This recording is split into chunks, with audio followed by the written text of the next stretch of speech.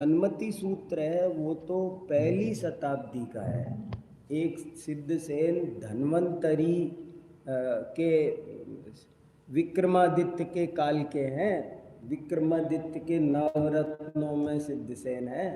धन्वंतरी चपणका मरसिंह शंकु बेताल भट्ट घट कर पर कालिदासा ख्यातो वरा मिहिरन नृपते सब।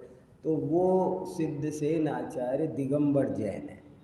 और उसका एक प्रमाण तो ये है कि श्वेतांबर लोग केवली के भी दर्शनोपयोग और ज्ञानोपयोग क्रम से मानते हैं।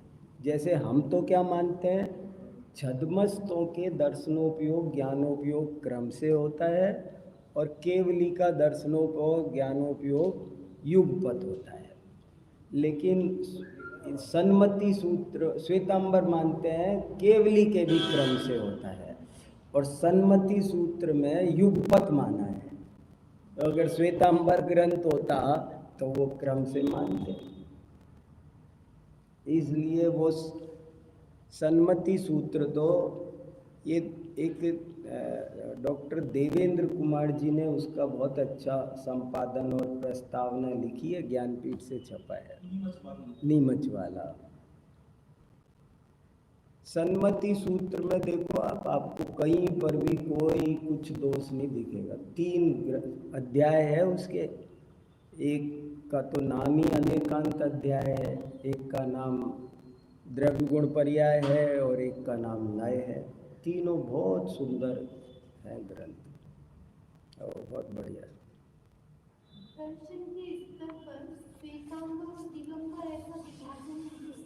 चलता है,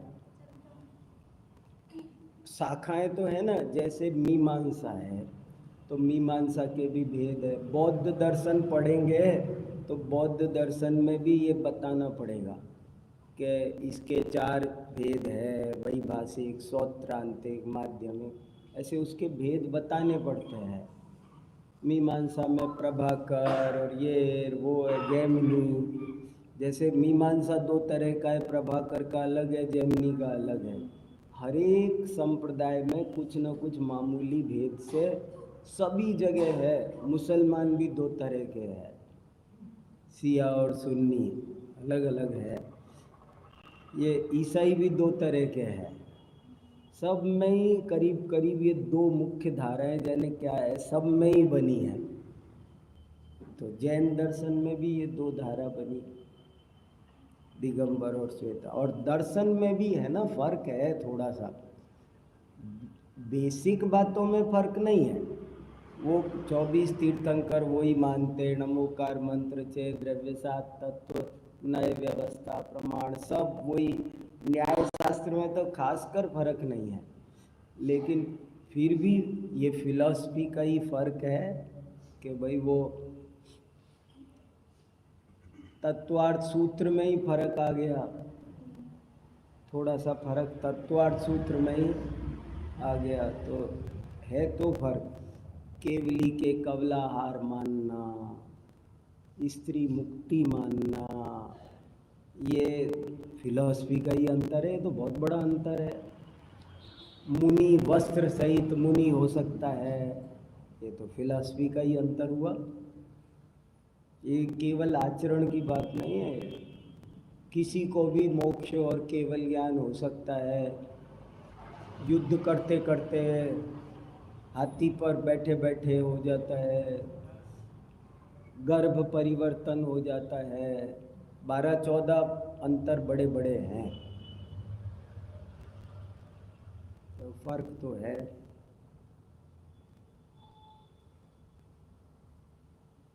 सूत्र के 32 दोषों में ये सब वर्णन आया है इसमें अच्छे से।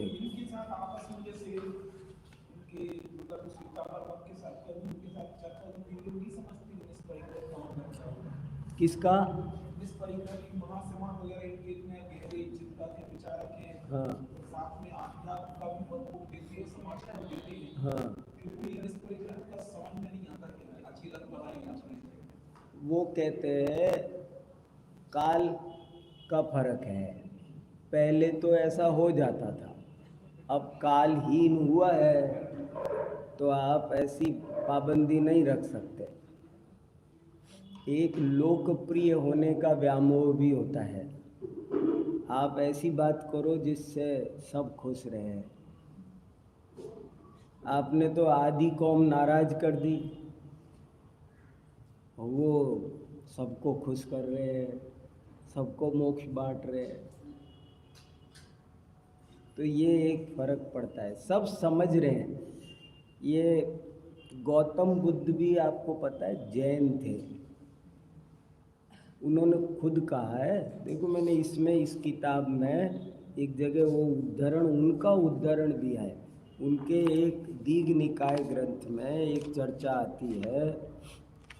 उनका एक शिष्य एक दफे किसी दिगंबर जैन मुनि की निंदा करता है।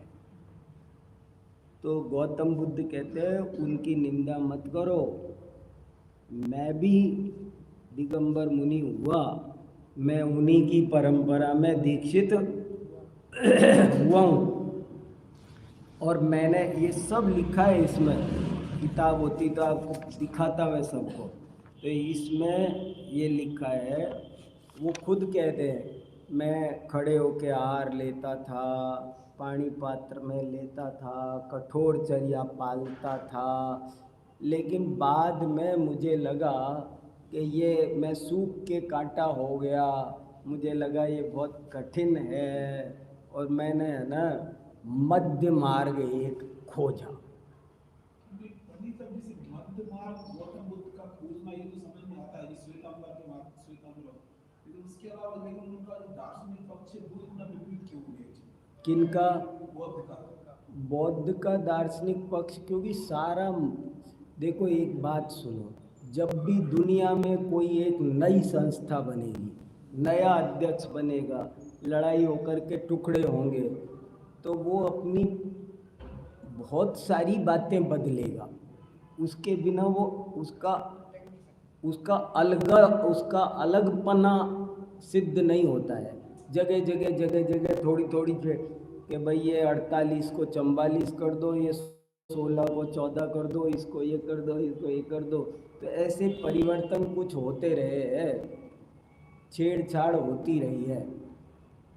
जैसे अभी आपने बताया था कि सबको प्रश्न खड़ा होता है पूरे यूनिवर्सिटी में हमारे साथ 4 बात की है, उनके भी प्रोफेसर उनकी फैकल्टी है, हाँ, शांत भी है, हाँ, बौद्ध भी है, हाँ, तो सबको प्रश्न खड़ा होगा कि इनका व्यवहारिक पक्ष अभी अपने को अपने चारों तरफ दिखता है, तो अभी हम रास्ता भी बताया तो आप बताओ। हाँ, तो देखो चारवाक का तो व्यावहारिक पक्ष ये है जो दुनिया में नए बच्चे खाओ पियो मौज उड़ाओ, कल की चिंता नहीं है, ना उनको अगले जन्म की कोई चिंता है। वो तो सब चारवाक हो रहे, ना मंदिर जाए ना पूजा पाठ करें। चारवाक पढ़ तो नहीं रहे ना, पढ़ नहीं रहे, लेकिन वही बताना है कि ये चीज़ें आदमी के मन में है। आदमी के बिना पढ़े चारवाक दर्शन अनादिकाल से जीव के अंदर बैठा हुआ है। उसको तो ये विषय कसाय में आनंद मानना, उस चारवाक दर्शन की सीधी सच्ची फिलॉसफी है, यावत जीवेत सुखम जीवेत ऋणम कृत्वा घृतम पिबेत भस्मीभूतस्य देहस्य पुनरागमनम कुत। ये उनका एक सूत्र है कि जब तक जियो मज़े से जियो, ऐसा आराम करो, कोई पुनर्जन्म होना नहीं है, नरक स्वर्ग कुछ नहीं है। तो वो पढ़े बिना सिखाए बिना ही लोग सीख रहे हैं, और अपने आप ही वैसी धर्म रहित जिंदगी है। लेकिन इनकी औरों की जो है ना, सांख्य योग न्याय वैशेषिक और वेदांत और मीमांसा, इन 6 का क्या है व्यावहारिक पक्ष, ये सब वैदिक दर्शन है, वेद को मानते हैं। और जनता में ज़्यादा इसकी डीप नॉलेज नहीं है। जो बारीक डिफरेंस है ना सबके बीच में, जो सूक्ष्म अंतर है, उसका ज्ञान पूरी करोड़ों लोगों को नहीं है। तो वो क्या सोचते हैं, उनके यहाँ, हालांकि उनके यहाँ बहुत बारीक में थ्योरी में जाओ ना, तो जो शिव को मानता है वो विष्णु को नहीं मान सकता, विष्णु को मानता है तो शिव को नहीं मानता। शैव अलग होते हैं, वैष्णव अलग। लेकिन आम पब्लिक इतना दिमाग कहाँ लगाए, तो वो तो सब, हम तो वेद को मानते हैं, हम तो भगवान को मानते हैं, और वो सांख्य 25 तत्व कहता रहता है, नैयायिक 16 तत्व कहते रहते हैं। अब वो जिसे मोक्ष जाना होगा वो सोचेगा। यहाँ तो व्यवहार में हमको क्या फर्क पड़ता, 25 मानो कि 16 मानो, भगवान जगत का करता धरता है, सबने मान लिया और चल रहा है। ऐसे उनका रूप चल रहा है। सठ दर्शन का ऐसे है, देखो, एक तो वो चार्ट में दे रहा था ना,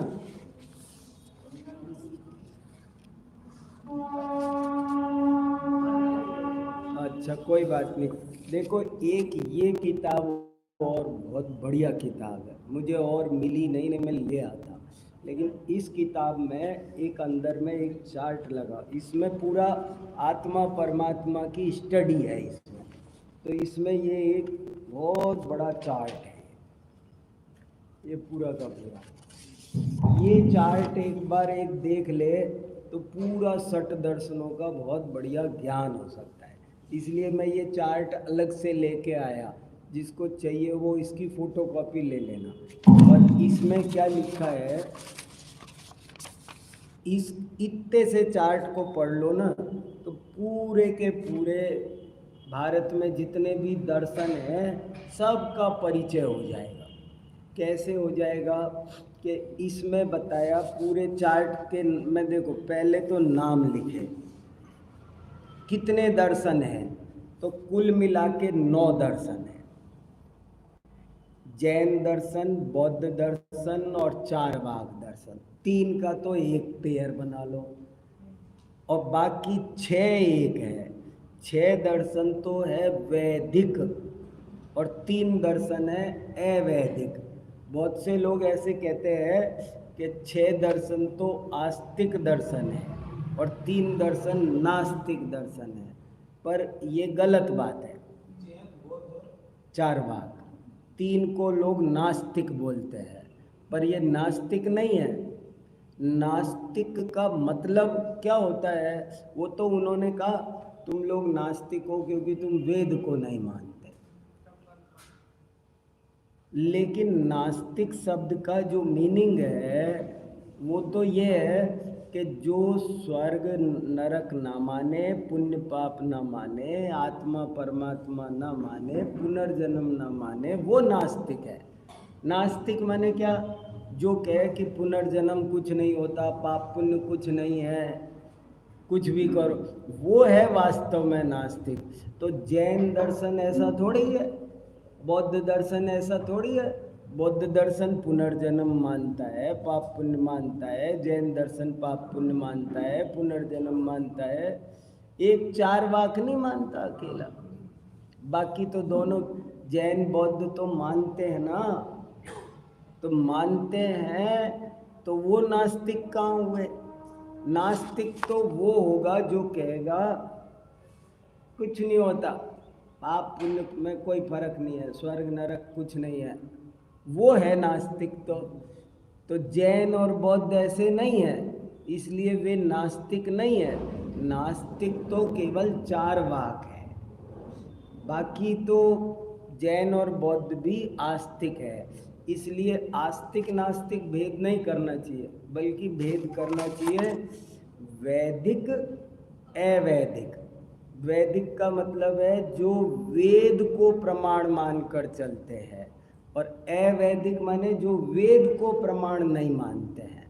तो ये जैन बौद्ध अवैदिक है, वेद को प्रमाण नहीं मानते हैं, ये फर्क है, बस इतनी सी। ये जो मोन्टन्स है, इनका जो दार्शनिक पक्ष है, इनमें से किसी एक के अंदर आता है वो सठ दर्शन के अंदर। हाँ देखो, अब ऐसे तो अकेले इस्लाम की बात नहीं है, हाँ, और भी बहुत सारे नए नए कई मत अभी और भी निकले हैं। यहूदी भी निकला, और एक क्या नाम से, अब जैसे मान लो किस किस का नाम, अब जैसे कोई क्या ब्रह्मा कुमारी एक नया मत खड़ा हो रहा है, कोई क्या अरविंद दर्शन, ओशो दर्शन, कितने कितने दर्शन खड़े हो रहे हैं अलग अलग अलग अलग।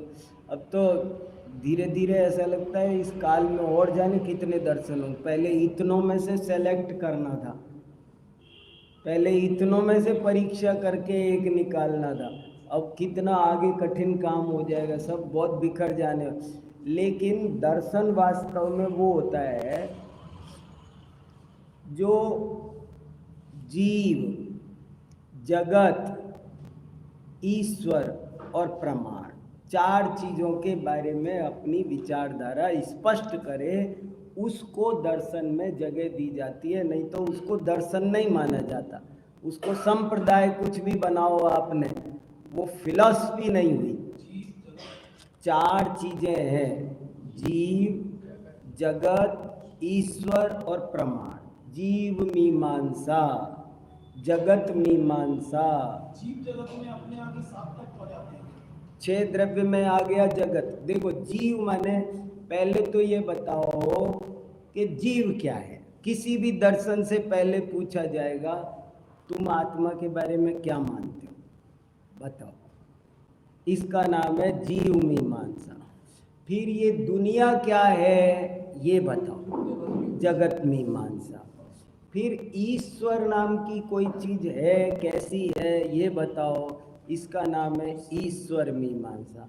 फिर सब चीज़ों का डिसीजन कैसे होता है, प्रमाण व्यवस्था क्या है तुम्हारी, ये बताओ, प्रमाण मीमांसा। जो चार चीज़ों को माने वो फिलॉसफी, और चार चीज़ों को नहीं माने और अपने घर से कहे तो हमारे घर का भोपा भाई का राज है, वो कोई फिलॉसफी की कोटि में आता। फिलॉसफर उसको महत्व तो नहीं देते। कोई मैं अपना नया धर्म चला दूं, ड्रेस कोड से नहीं धर्म चलते हैं दुनिया में। तो आजकल तो जरा जरा सी बात से धर्म चल जाते हैं। एक आदमी ऐसे तिलक लगाएगा, नीचे मोटा ऊपर पतला, तो वो अलग धर्म का है। ऊपर मोटा नीचे पतला, भैया ये अलग धर्म का है। जरा जरा तिलक से ही धर्म अलग अलग हो रहे हैं। सबके तिलक न्यारे न्यारे हैं, वो एक दूसरे का तिलक नहीं लगाएंगे। वो कहेंगे हमारे तो ऐसा तिलक लगता है जी। हाँ, दाढ़ी, एक तो कहेगा दाढ़ी नहीं रखता हूँ, एक कहेगा रखता हूँ। रखने वाले भी 6 तरह के हैं। सब दाढ़ी एक सी नहीं रख सकते। दाढ़ी से ही उनका तो धर्म तो लोगों ने ऐसे बना रखा है तमाशा। सबके कोई मंदिर, किसी के मंदिर का शिखर अलग होता है, वो आपका नहीं हो सकता। उनका शिखर ऐसा ही होता है, उनका शिखर ऐसा ही होता है। सबके जरा जरा सी बात से, पहनावे से अंतर पड़ता है। हमारे यहाँ इन चीज़ों से, फिर हमारे यहाँ क्या, दर्शन शास्त्र में उसको जगह नहीं मिलती है। वो कहते हैं ये सब क्या तुमने तमाशे चला, तुम जानो तुम्हारा।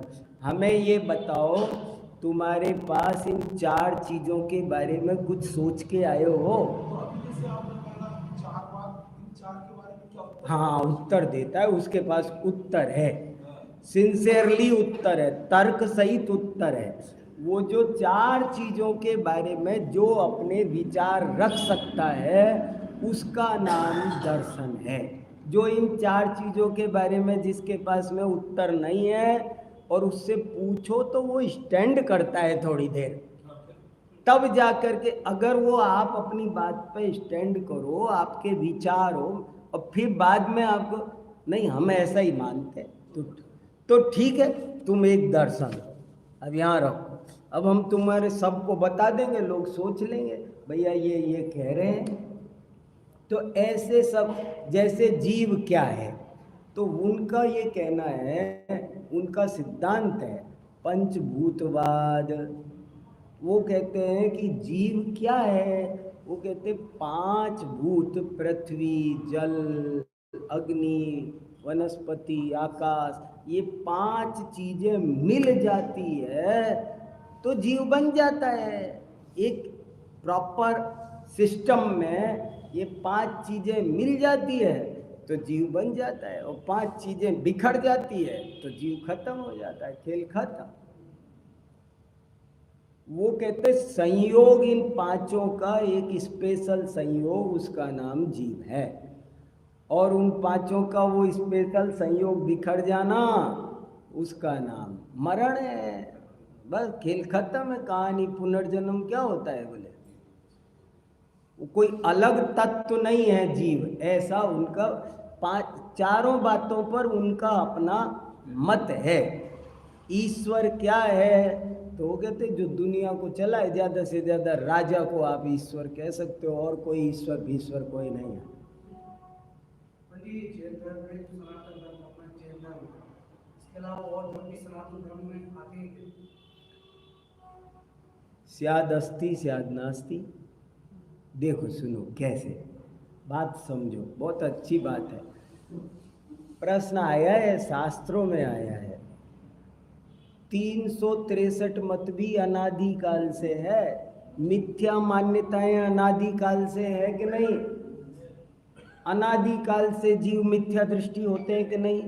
और वो इसी तरह के तो होते हैं, इसलिए मिथ्या मत भी अनादिकाल से जानना।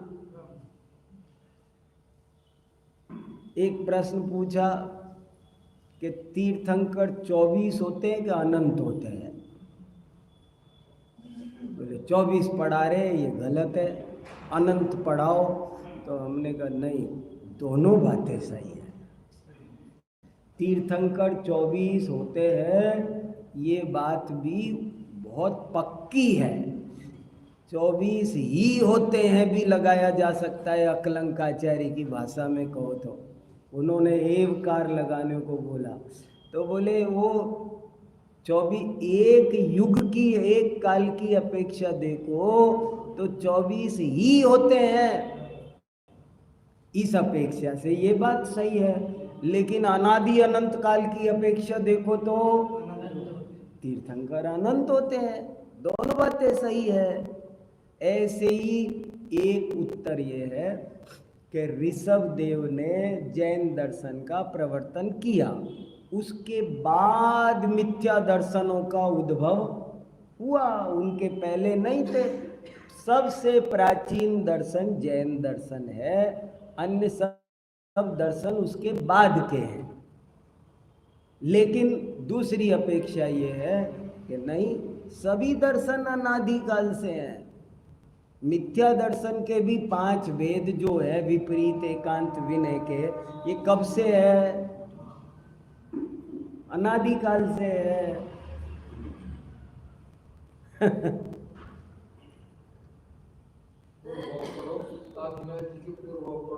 किसके? आदिनाथ जी के। हाँ, तो आदिनाथ जी के पूर्व भव पढ़ो, तो उन्होंने मिथ्या मतों का सेवन उन्होंने ही किया है पूर्व भव में,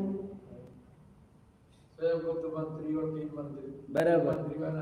तो प्राचीन का अनादि अनंत अपेक्षा से देखो तो अलग होता है, उत्तर के देने का दृष्टिकोण होता है। अभी हर जगह कोई उत्तर देखो तो यही उत्तर आपको आएगा, स्याद अस्ति स्याद नास्ति।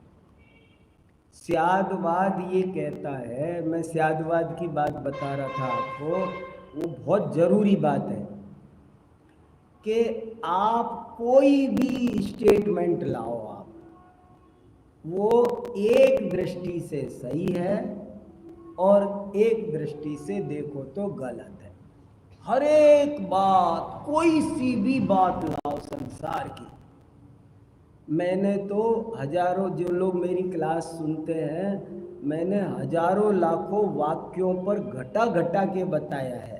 और मैंने एक दिन ऐसे बोला है, मैं तो एक दफ़ा वहाँ इस टोडरमल स्मारक में भरी सभा में बोल के आया, मैंने कहा मैं चैलेंज लेता हूँ, तुम कोई भी वाक्य लाओ, जितने भी कौन बनेगा करोड़पति में भरे हैं, यूपीएससी की एग्जाम में यस नो के क्वेश्चन भरे हैं, सब ले आओ, लाखों वाक्य मेरे सामने, मैं हर वाक्य को एक दृष्टि से सही है और दूसरी दृष्टि से गलत है मैं सिद्ध करके बताऊंगा।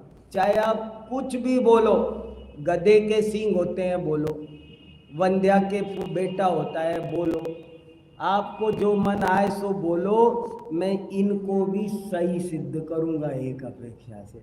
और जो बिल्कुल सही वाक्य है, सूरज पूरब में निकलता है, कौवा काला होता है, सिद्ध भगवान सुखी है, मैं इनको भी एक अपेक्षा से गलत सिद्ध करूंगा। हर कथन एक अपेक्षा से सही होता है और दूसरी अपेक्षा से गलत होता है। मैं बहुत सिद्ध कर करके बताए, आपको तो अभी बताऊं मैं एक दो चार, आपको जरूरत हो तो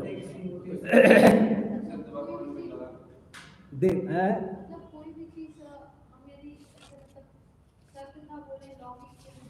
कोई भी नहीं बोल सकते। स्यादवाद सिद्धांत का मतलब है, स्यादवाद इतना इम्पोर्टेंट सिद्धांत क्यों है? वो कहीं लगता है कहीं नहीं लगता है, ऐसा नहीं है। स्यादवाद हर वाक्य में लगता है, प्रत्येक वाक्य में। संसार का कोई भी वाक्य लेके आओ आप, हर वाक्य में स्यात लगेगा। स्यात माने कथनचित, एक अपेक्षा से, हर बात में ऐसा लगेगा। जैसे कौवा काला होता है, तो हमारे आचार्यों ने कहा ये भी बात कथनचित ठीक है, सर्वथा ठीक नहीं है। क्यों? इसमें क्या दिक्कत है? कि इसमें ये दिक्कत है कि कौवा सर्वथा काला नहीं होता। कौवा केवल पंखों की अपेक्षा काला होता है। कौवा ही रक्त की अपेक्षा लाल है, नस की अपेक्षा नीला है, हड्डी की अपेक्षा सफ़ेद है, पित्त की अपेक्षा पीला है। कौवा तो पंचवर्णी होता है, ऐसे लिखा, मैं क्या बताऊँ। कौवा पंचवर्णी होता है होता है कि नहीं बताओ? कौवे में पांचों रंग होते हैं कि नहीं? आप कौवे को काला अकेला कैसे कह सकते हो?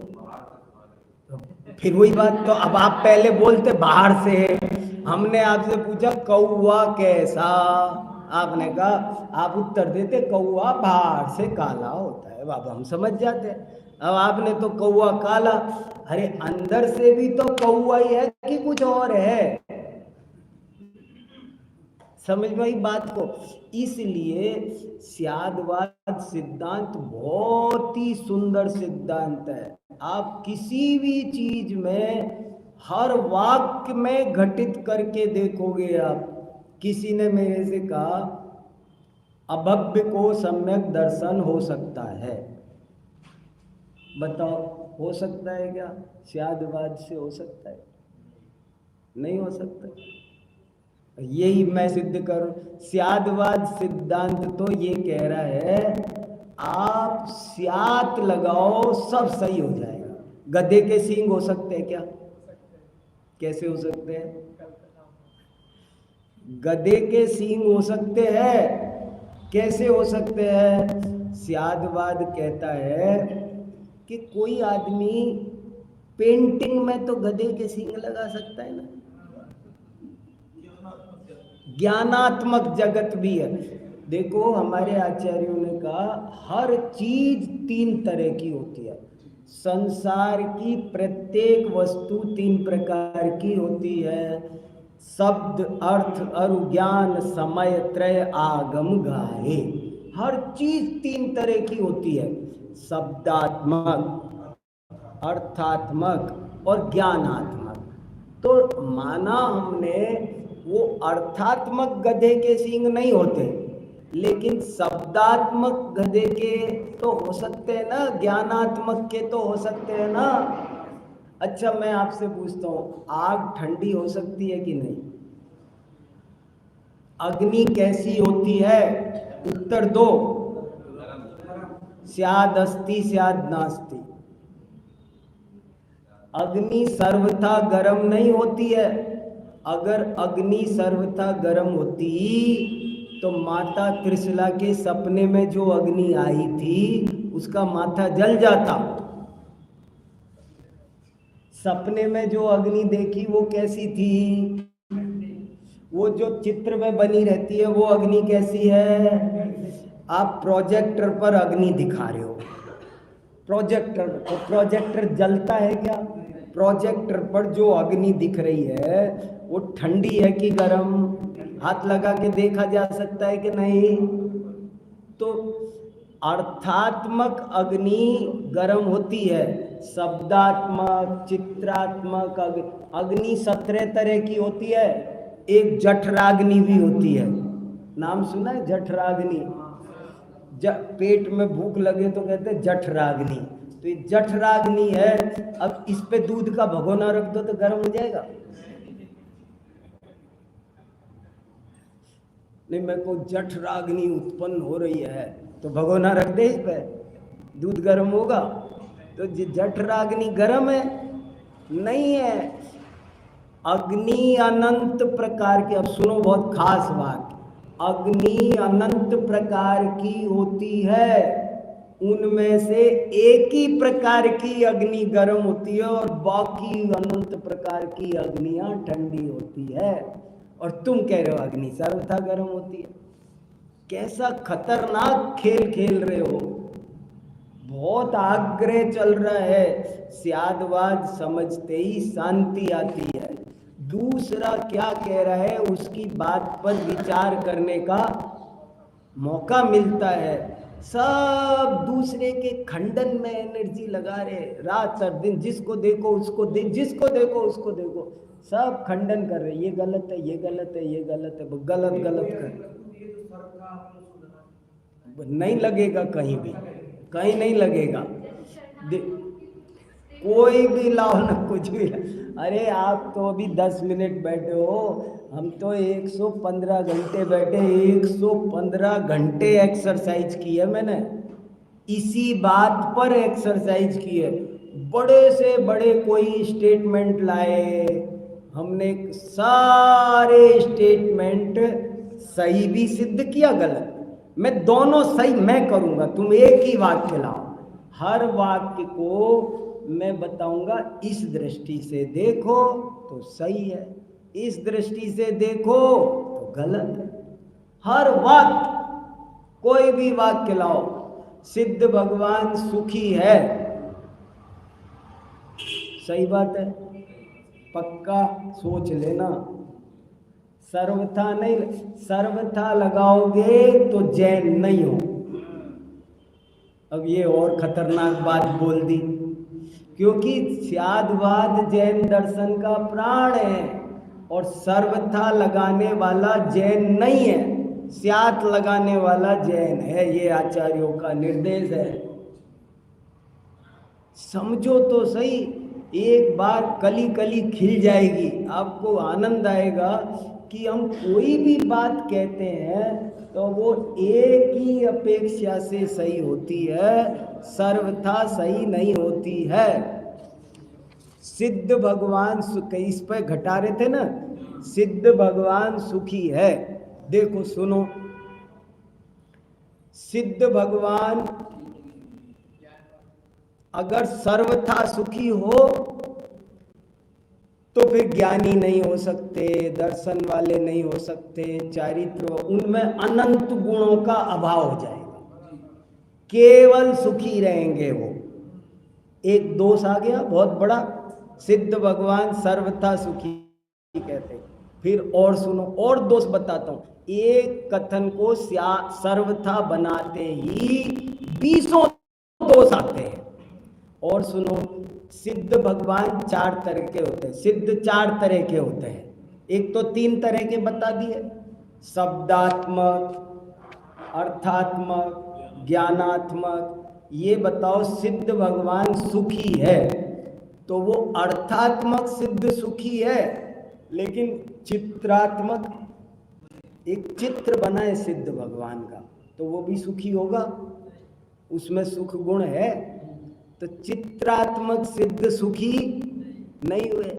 सिद्ध 4 तरह के भी बताए, नाम सिद्ध, स्थापना सिद्ध, द्रव्य सिद्ध, भाव सिद्ध, चारों सुखी है। केवल भाव सिद्ध सुखी है, नाम किसी का नाम हो सिद्ध तो क्या होगा, होता है कि नहीं? बहुत बच्चों के नाम आजकल रख देते हैं।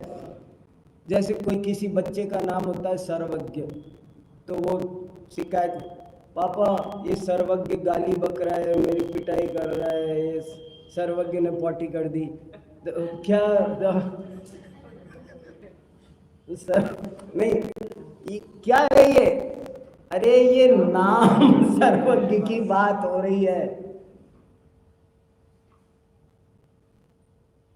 सिद्ध भगवान अचेतन है, हाँ। स्थापना सिद्ध क्या है? अचेतन है। सिद्ध भगवान दुखी है, अब और खतरनाक बोलता हूं, सुखी तो कोई बात नहीं, बर्दाश्त कर गए। सिद्ध भगवान दुखी है, बर्दाश्त करोगे? अरे द्रव्य सिद्ध भगवान भी, वहां बैठे सिद्ध भगवान भी भूत निगमने से देखो तो दुखी है। और मैं भी सिद्ध हूं कि नहीं? भविष्य का मैं भी सिद्ध हूं, तो भविष्य का मैं सिद्ध आज दुखी हूं कि नहीं? तो द्रव्य सिद्ध भी दुखी है। आप सर्वथा सिद्धों को सुखी कैसे कह सकते हो? आप सिद्ध को सर्वथा दुखी कैसे कह सकते हो? सर्वथा चेतन कैसे कह सकते हो? सर्वथा चेतन कैसे कह सकते हो? कोई भी वाक्य लाओ। अब देखो ये कितना खतरनाक वाक्य है। अभव्य को सम्यक दर्शन हो सकता है कि नहीं? अभव्य को कैसे सम्यक दर्शन हो सकता है? भला इसमें स्यादवाद क्या करेगा? स्यादवाद करा देगा। स्यादवाद कैसे करा देगा? कोई नामधारी अभव्य हो सकता है कि नहीं? एक आदमी है, उसका नाम है अभव्य। एक अभव्य सेन नाम के थे ना महाराज?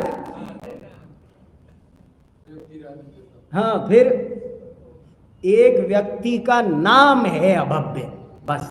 अब उसको सम्यक दर्शन हो सकता है कि नहीं? और होगा तो आप क्या बोलोगे? आज अभव्य को सम्यक दर्शन हो गया है।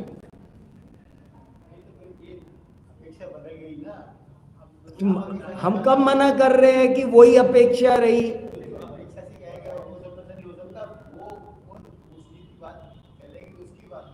अरे हम समझ गए, हम ये नहीं कह रहे कि तुम लोग आज तक जो कह रहे हो वही अभव्य को, उन बातों को नहीं। मैं आपको स्यादवाद सिद्धांत कितना उदार है और क्या कहना चाहता है।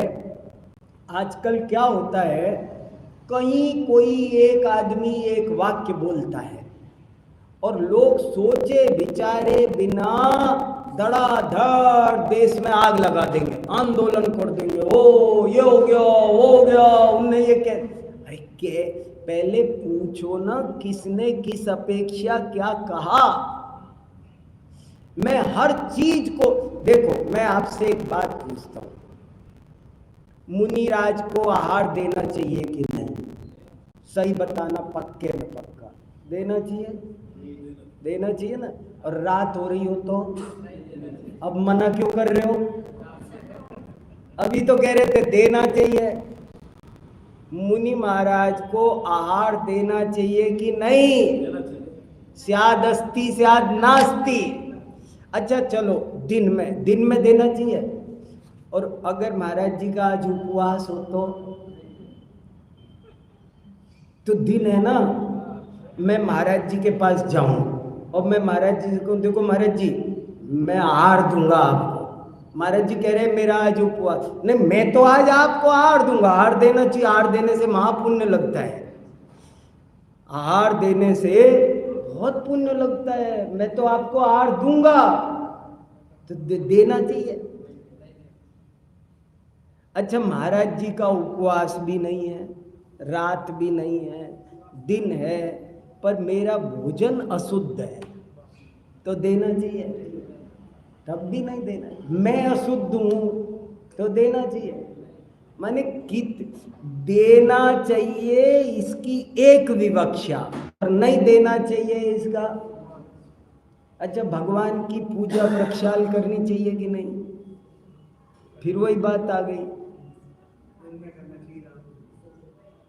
हर बात ऐसी है, कोई भी बात लाओ, कोई भी बात लाओ, कोई भी बात, संसार की कोई बात लेके आओ। एक आदमी ने मेरे से कहा भैंस उड़ गई, सही सिद्ध करो। भैंस उड़ गई, क्या वाक्य दिया मुझे? मेरी भी बहुत परीक्षा हुई है, ऐसे ही नहीं आया मैं। बहुत बार मुझे हिलाया है लोगों ने और मैंने उनसे टाइम आउट लिया है। ऐसे ऐसे खतरनाक क्वेश्चन आए हैं कि मैंने कहा ठहर जाओ, मुझे समय दो, मैं घटा दूंगा, लेकिन मुझे थोड़ा सा समय दो। और मैंने टाइम आउट लेके थोड़ी बहुत देर बाद में सब, अभी तक तो कोई वाक्य मुझे मिला नहीं कि जो मैं नहीं घटा पाया। और 2 साल से कोशिश कर रहा हूं और ओपन कर रहा हूं सब जगह। तो किसी ने कहा, बोले भैंस उड़ गई। मैंने कहा हाँ हो सकता है, उसमें क्या है? बोले क्यों? बोले एक आदमी ने अपनी मुर्गी का नाम भैंस रखा था। एक आदमी की मुर्गी थोड़ी मोटी थी, तो वो उसको भैंस कहता था, भैंस भैंस, उसने उसका नाम रखा था भैंस। वो उड़ गई तो वो कहता फिर रहा है भैंस उड़ गई। तो अब बताओ भैंस उड़ सकती है कि नहीं? अरे 4 तरह की भैंस है, नाम भैंस, स्थापना भैंस। हमारे आचार्यों ने देखो, अहिंसा पालनी हो तो पहले अनेकांतवाद पालना जरूरी है। मानसिक हिंसा होती है, वरना आप अनंत विवक्षाओं के हत्यारे बन जाओगे। आप अनंत विवक्ष, शास्त्रों में चिल्ला चिल्ला के कहा जावदिया वयण वहा तावदिया चेव होन्ति नयवादा। तो आप अनंत विवक्षाओं की हत्या क्यों कर रहे हो? आप जो बात कह रहे हो आप बोलो ना मेरी दृष्टि से, मेरी विवक्षा से। एक विवक्षा से बात सही होती है, सभी विवक्षाओं से सही नहीं होती है। नेगम ने, संग्रह ने, व्यवहार ने, हम सब एक हैं कि नहीं? एक हैं, नहीं भी है सब। हर प्रश्न का उत्तर है स्याद अस्ति स्याद नास्ति। आत्मा बोलता है कि नहीं बोलता है? आत्मा 1 इंद्री, 2 इंद्री, 3 इंद्री, 4 इंद्री है कि नहीं? शरीर वाला है कि? स्याद अस्ति स्याद नास्ति। हर प्रश्न का उत्तर स्याद अस्ति स्याद नास्ति देना ही सही उत्तर है, और सर्वथा एक पक्ष लेना वो गलत। कुछ भी घटाओ। एक ने कहा वितरकता में ही धर्म होता है, राग में धर्म नहीं होता। मैं लगा दूंगा जितना नहीं करो। वितरकता में ही धर्म होता है, राग में नहीं होता। देखो सुनो, सम्यक दर्शन मोक्ष का कारण नहीं है। आपका घटाता हूं, 1 मिनट रुक जाओ। सम्यक दर्शन मोक्ष का कारण है कि नहीं? पक्का सोच लेना। सम्यक दर्शन मोक्ष का कारण है कि नहीं? अच्छा, एक विवक्षा तो ये बहुत बढ़िया बढ़िया उत्तर दे दिया, हो गया समाधान। कि अकेला नहीं है, तीनों मिलकर के है। बहुत बढ़िया, सिद्ध हो गया स्याद अस्ति नास्ति। मैं ये कह रहा हूं कि और भी अनंत विवक्षाएं हैं। जैसे बौद्धों के यहाँ भी सम्यक दर्शन होता है। बौद्धों का सम्यक दर्शन मोक्ष का कारण नहीं है। जैनों का सम्यक दर्शन, उनके यहाँ भी त्रिरत्न माने हैं यही, तो वो कारण नहीं है। फिर सुनो, सम्यक दर्शन 4 तरह का। नाम सम्यक दर्शन, स्थापना सम्यक दर्शन, द्रव्य सम्यक दर्शन, भाव सम्यक। मान लो मैंने मेरी कार गाड़ी का नाम सम्यक दर्शन रखा है, तो वो मोक्ष का कारण है, उसमें बैठ जाऊं तो मोक्ष चले जाऊंगा। समझ में आई बात? समझ में आई? तो सम्यक दर्शन का मतलब क्या? आप उसमें ये सब विवक्षा लगाओ, नाम, स्थापना, द्रव्य, भाव, अन्य मत, नाना तरह से विवक्षाओं से घटित करोगे तो सब समझ में आएगा। धर्म शब्द के भी हजारों अर्थ है। 6 द्रव्यों में धर्म रहते हैं। पुद्गल द्रव्य में भी धर्म है, धर्म द्रव्य में भी धर्म है, अधर्म द्रव्य में भी धर्म है। वीतरागता तो केवल जीव में पाया जाता है। एक ने वाक्य दिया, बोले घाती कर्म के 6 से केवल ज्ञान होता है। क्या वाक्य दिया? घाती कर्मों के 6 से केवल ज्ञान होता है। बोले ये सही है कि गलत? मैंने कहा मेरा तो उत्तर फिक्स है, स्याद हस्ती स्याद नास्ती। बोले इसमें कैसे फिक्स है? मैंने कहा देखो, घाती कर्मों के नाश से अकेला केवल ज्ञान नहीं होता है। घाती कर्म के 6 से यदि सर्वथा केवल ज्ञान होता हो तो फिर केवल ज्ञान ही होगा। अरे घाती कर्म के 6 से केवल ज्ञान थोड़ी होता है। घाती कर्म 4 है, उनके 6 से तो अनंत चतुष्टय होते हैं। एक क्यों बोल रहे हो? उत्तर गलत है। तो इस अपेक्षा से गलत है। वीतरागता धर्म है किसका? जीव का। राग में धर्म नहीं। हाँ, जीव का, पुद्गल का नहीं। बोले अरे प्रवचन सार में ऐसा लिखा है कि धर्म निष्फल है, धर्म बेकार है, ऐसे लिखा है। धम्मो यदि निष्फलो, बोले धर्म निष्फल है। बोले क्यों? अगर नरकादि गतियों में भ्रमण करना हो तो, ऐसे लिखा है। जिसे मोक्ष में जाना हो उसके लिए धर्म काम का है। वीतरागता अच्छी चीज है कि बुरी? मोक्ष में जाना हो तो अच्छी चीज है, नरक निगोद में जाना हो तो तू मत अपनाना, देख तेरा टारगेट अलग है। स्यादवाद कहता है संसार का कोई वाक्य लाओ, कोई भी एक भी वाक्य ऐसा नहीं मिलेगा आपको जिसमें स्याद पद ना लगे। और ये बहुत सुंदर कोशिश थी। विश्व के दर्शनों को स्यादवाद एक अनमोल उपहार था जैन दर्शन का। 48 ताले तोड़े का क्या मतलब था? यही मतलब था कि जितने मत थे उन सब का खंडन हो गया। दुनिया ने कहा कि भैया 48 ताले तोड़ दिए, मतों को तोड़ दिया, और क्या।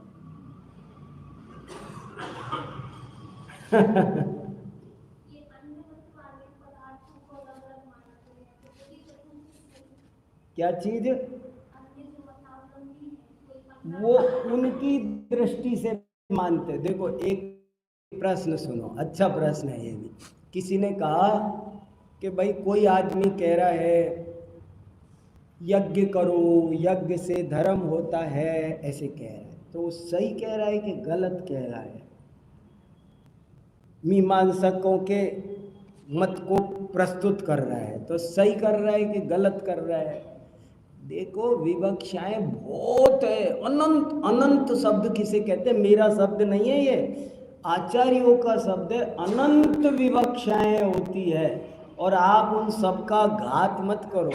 आप ऐसा समझ लो मैं एक नाटक कर रहा हूँ और उस नाटक में मुझे 6 दर्शन का मेरे को 6 बच्चे लिए मैंने और कहा तुमको पार्ट करना है। उनकी तैयारी करा रहा हूँ, प्रैक्टिस करा रहा हूँ। अब प्रैक्टिस कराते समय एक बच्चे को मैंने मीमांसक बनाया। अब वो मीमांसक मत प्रस्तुत कर रहा है। मैं कह रहा हूँ शाबाश शाबाश, बहुत अच्छा बहुत अच्छा, गुड, वेरी गुड। और अगर वो बोल दे कि यज्ञ करने से धर्म, तुम गलत बोल रहे हो, ये ऐसे नहीं है, मीमांसक मत के हिसाब से यज्ञ से धर्म होता है, बोलो ये सही है। तो कहाँ कहाँ कितनी समझ में आई बात, समझ में आई। जो जिस हिसाब से हम ट्रेंड कर रहे हैं, हमें उस हिसाब से उस मौके पर वैसा करना होता है।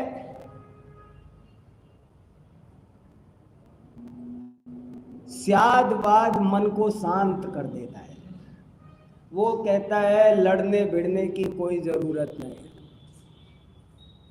सब समस्या सुलझा देता है वो। देखो आप लोगों के प्रश्न तो मेरे पास में बिल्कुल लगेगा। अनेकांतोप्य अनेकांता, ये लिखा है, आचार्यों ने लिखा है हमको, हम सम्यक एकांतवादी हैं, अनेकांत में भी अनेकांत है, इसलिए कोई दिक्कत नहीं है।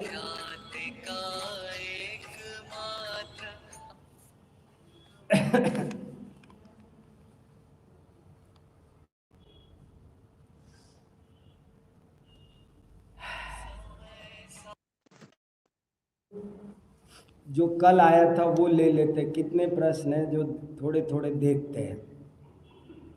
एक प्रश्न ये आया, भाई साहब आप पूछ रहे थे कि भाई ये जो आपने अर्थ बताए, ये अर्थ के बारे में 2 प्रश्न आए। मैंने कल बताया ना कि सब चीज़ों का, कथाओं में आए हुए प्रयोगों का हमको अर्थ समझना चाहिए सही सही। तो मेरे पास में 2 प्रश्न आए। एक प्रश्न तो आपका आया है कि कोई देवताओं का किया हुआ कोई अतिशय भी तो ये हो सकता है। मैं एक उत्तर तो सबसे पहले यही देता हूँ कि आप ही उत्तर खोज सकते हो, आसान है उत्तर खोजना। देखो क्या अतिशय हो सकता है और क्या नहीं हो सकता है। हर बात ऐसी अतिशय नहीं हो सकती, अतिशय होने लायक बात ही अतिशय हो सकती है। हर ऐसा नहीं हो सकता कि कोई शिला जीव अजीव बन जाए, अजीव जीव बन जाए, कोई पत्थर स्त्री बन जाए, ऐसा कोई दैवी अतिशय नहीं हो सकता। मैंने आपको बात समझना पड़ेगी कि क्या चीज़ अतिशय हो सकती है वो, और कितनी चीज़ें हैं ना। थोड़ा साहित्य शास्त्र पढ़ा हो ना तो 3 शक्तियाँ होती है, अभिधा, लक्षणा, व्यंजना। और साहित्य शास्त्र में लिखा है कि जो बढ़िया साहित्य होता है वो अभिधा परक नहीं होता है, वो व्यंजना परक होता है। उसमें व्यंजनाएं होती है, लक्षणाएं होती है। तो पानी में कमल खिलना, आग का पानी हो जाना, ये कोई सचमुच में आग पानी, ये देवी काम नहीं होता। कोई पत्थर शिला बनना, शिला का पत्थर बनना, शिला का स्त्री बनना, ये कोई अतिशय नहीं हो सकता। क्वचित कदाचित कुछ बातों में दैवीय रूप जैसा कोई झलक हो सकती है किसी किसी चीज में। जैसे मैंने जो उदाहरण दिए उन उदाहरणों में एक उदाहरण ये हो सकता है कि भाई वो सोमा सती का हार, अब वो हार का नाग, नाग का हार। अब इसमें जरा अतिशय लगा के देखते हैं, मैंने कोशिश की लगा के देखे क्या हुआ होगा। तो मान लो पहली बात तो ये समझ में नहीं आती है कि नाग तो जीव है और हार तो अजीव है। जीव अजीव कैसे हो सकता है, अजीव जीव कैसे। लेकिन ऐसा हो सकता है कि जैसे कोई जादूगर कुछ दिखा देना, जादूगर कुछ दिखा देना, जो चीज है नहीं वो भी दिखा देता है। ऐसा कुछ थोड़ी देर के लिए कोई जादूगर जैसा तमाशाबाजी कुछ हुआ हो तो हुआ हो, लेकिन मुझे तो बिल्कुल नहीं लगता। जो साहित्य शास्त्र पढ़ा होगा वो जान जाएगा। नाग माने होता है मौत, नाग मौत का प्रतीक है, सिंबल है, और हार सम्मान का, यश का, कीर्ति का, प्रतिष्ठा का है। जब वो सोमा के हाथ में वो चीज जाती तो वो हार बन जाती, माने वो उसके हित में सिद्ध हो जाती, वो उल्टी उसकी मान प्रतिष्ठा बढ़ाने वाला काम सिद्ध होता। और सास के हाथ में जाता तो वो उसकी मौत बन जाता था। ये कुछ अभिप्राय है। दैवी अतिशय पर आप सोचो किस तरह का अतिशय हो सकता है। शिवपिंडी फट जाए, बाकायदा उसमें चंदा प्रभु की मूर्ति प्रकट हो जाए, ये सब कैसे कैसे क्या हो सकता है, अपने तो समझ में नहीं आता है। कोई दैवी अतिशय की एक मर्यादा होती है, ऐसे ही कुछ भी नहीं हो जाता है। और इस काल में वो भी देव तो माया दिखा सकते हैं, देव तो विक्रिया कर सकते हैं, देव ऐसा नहीं कर सकते। ये अलग बात है, कीलित कर सकते हैं, कीलित वाली बात ठीक है, लेकिन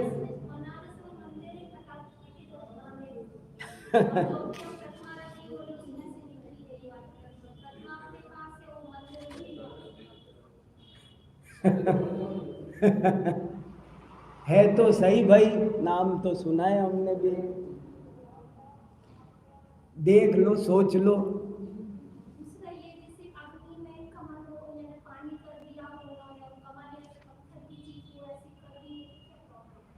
अच्छा, मुझे एक बात बताओ, एक सम्यक दृष्टि किसी को आग में कूदने को कह सकता है क्या?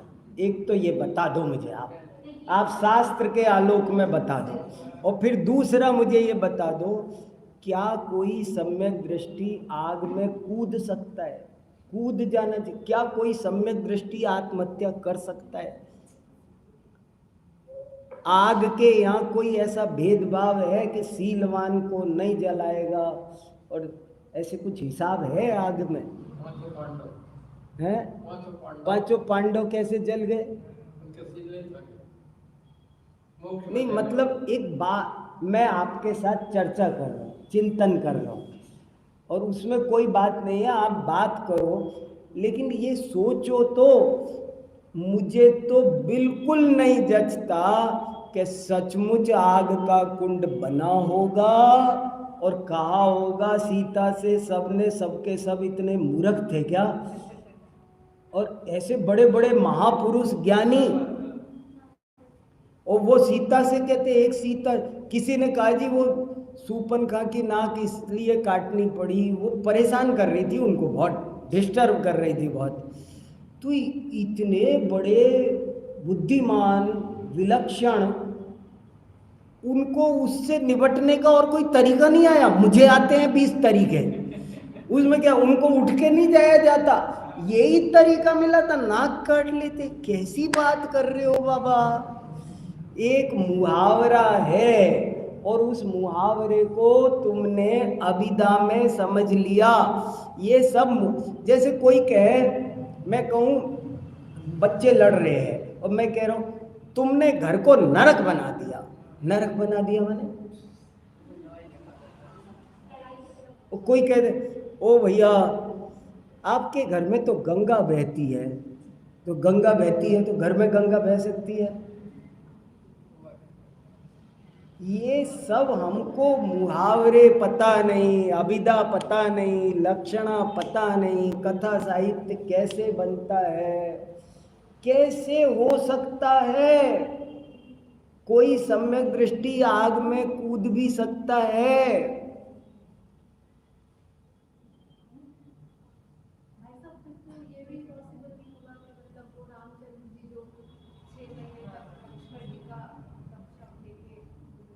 ये घटना तो सही है। नहीं सुनो, नहीं, मैं ये थोड़ी कह रहा हूँ सारी जितने जो लाक्षणिक प्रयोग हैं वे आलंकारिक प्रयोगों का मीनिंग मैं बता रहा हूँ। इसका मतलब ये नहीं कल को तुम कह दो राम ही नहीं हुए, वो भी काल्पनिक हुए होंगे कोई, ऐसे मतलब नहीं है मेरा। तुम कह दो वो तो शूर्पणखा ही नहीं थी कोई, ऐसे मतलब नहीं है मेरा। मैं ये कह रहा हूँ कथाओं में जो जगह जगह कहीं कहीं कुछ ऐसे अलंकारिक प्रयोग है, उन अलंकारिक प्रयोगों को अलंकारिक समझना चाहिए, उनको एज इट इज नहीं समझना चाहिए, ये कहने का मतलब है, और कोई बात नहीं है।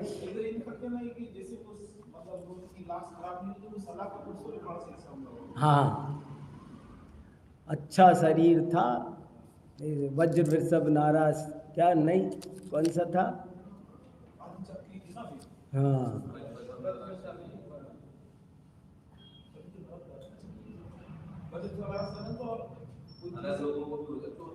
हाँ हाँ,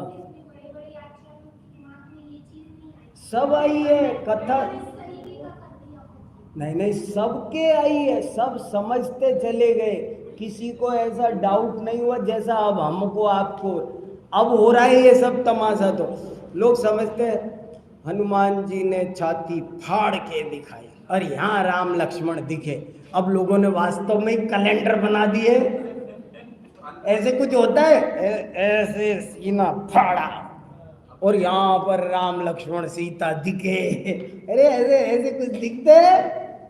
मैं कहता हूँ आप मेरे दिल में रहते हो, दिल में रहते हो माने अपन कहते हैं आप मेरे दिल में रहते हो, दिल में रहते हो का क्या मतलब है? नहीं नहीं, वही बता रहा हूँ वह कैसी के, लेकिन ये बातें मुहावरा तो हम भी बोलते हैं ना, हाँ, मगर बात ऐसे ही बढ़ गई, फैल गई। पृथ्वीमती माता जी से दीक्षा ली थी ना उन्होंने,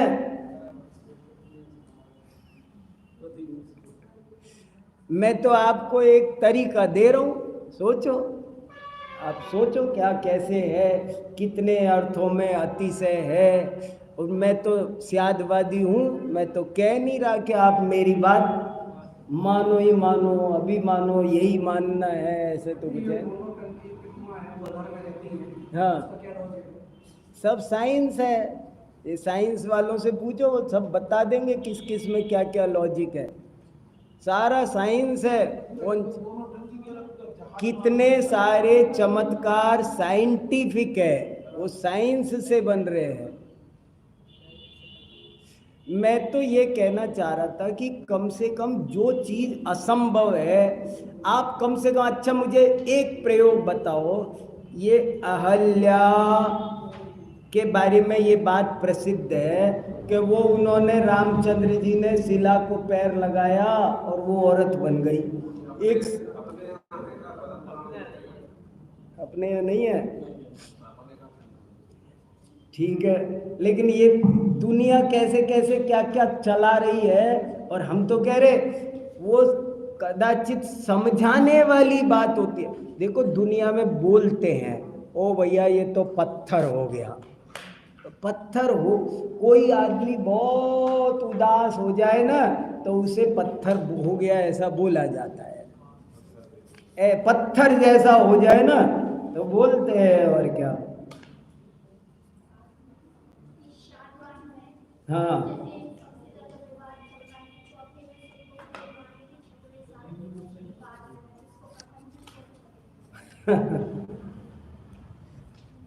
मिथ्या दर्शन शुद्ध होता है कि नहीं है? प्रश्न ये है कि शुद्धोपयोग कब माने, कौन से गुण स्थान से शुद्धोपयोग माने? तो हम और बोले स्यादवाद घटित करके बताओ। देखो हमारे आचार्यों ने कहा, गजब की बात सुनो, मिथ्या दर्शन शुद्ध है कि नहीं? मिथ्या दर्शन तो अशुद्ध है ना, मिथ्या दर्शन कैसे शुद्ध है? कि मिथ्या दर्शन भी शुद्ध है, इस अपेक्षा से शुद्ध है कि वो मानने का ही काम कर रहा है और काम नहीं कर रहा।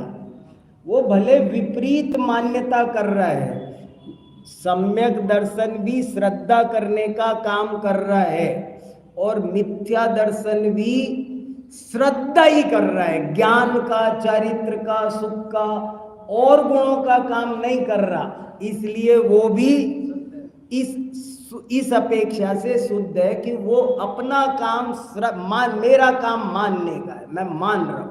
मानने की दृष्टि से देखो तो सही है।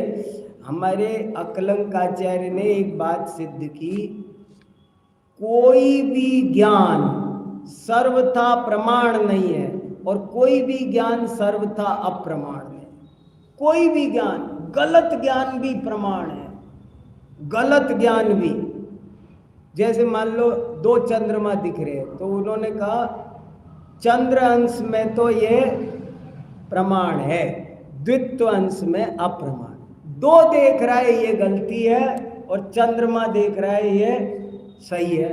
और जो चंद्रमा देख रहा है वो, एक देख रहा है वो, कि वो भी चंद्रमा देख रहा है, ये तो है प्रमाण।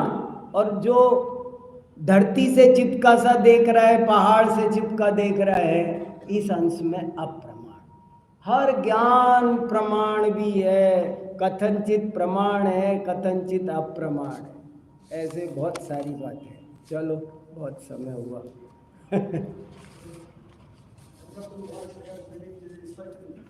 अरे ज्यादा स्पष्ट मत करो।